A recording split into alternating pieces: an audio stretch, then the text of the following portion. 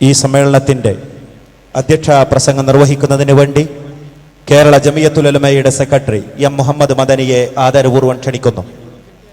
അസ്സലാമു അലൈക്കും.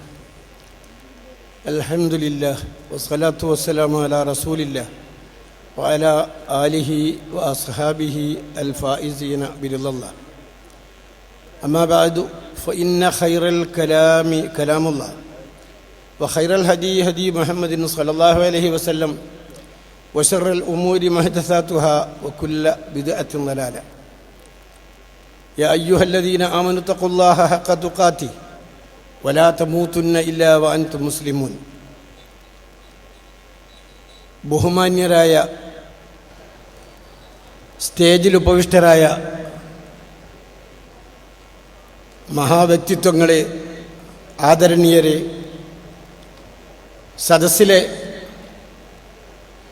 സഹപ്രവർത്തകരെ, സഹോദരന്മാരെ, സഹോദരികളെ, ഈ ഒരു വലിയ സദസ്സിലും സ്റ്റേജിലുമുള്ള എല്ലാവരെയും അഭിമുഖീകരിച്ച് പ്രത്യേകം പേരെടുത്ത് പറഞ്ഞ് സമയം പറയുന്നത് ശരിയല്ലല്ലോ. വളരെ കുറഞ്ഞ സമയം കൊണ്ട് വളരെ വിപുലമായ ഇസ്ലാമിൻ്റെ അടിസ്ഥാന ആശയങ്ങളെ സംബന്ധിച്ചുള്ള സമഗ്രമായ ഒരു പഠനം ഈ പരിപാടിയിലൂടെ നമുക്ക് നേടേണ്ടതുണ്ട്. പ്രവാചകന്മാർ അഖിലവും പ്രബോധനം ചെയ്ത തത്വത്തിൻ്റെ ആകത്തുകയാണ് സത്യത്തിൽ ഇസ്ലാമിൻ്റെ അടിസ്ഥാന ഘടകം.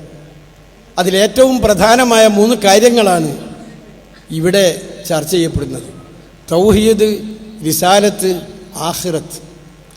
ഇവ 3 വളരെ വ്യക്തമായി പറയുന്നതിനുള്ള പണ്ഡിതന്മാരുടെ ഒരുങ്ങി വരവിൻ്റെ ഇടയിൽ അധ്യക്ഷൻ അധികം സംസാരിക്കുന്നത് അധികപ്പറ്റായി വരും എന്ന് മനസ്സിലാക്കുന്നു.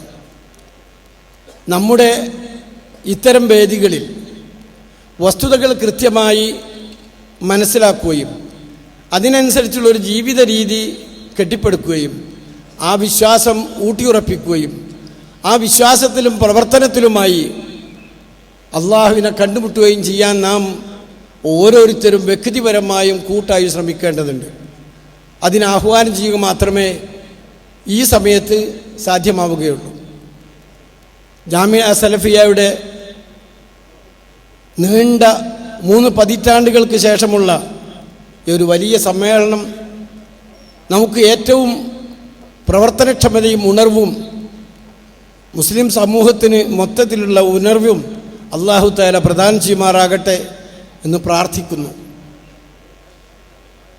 അൽഹംദുലില്ലാഹി റബ്ബിൽ ആലമീൻ. അസ്സലാമു അലൈക്കും.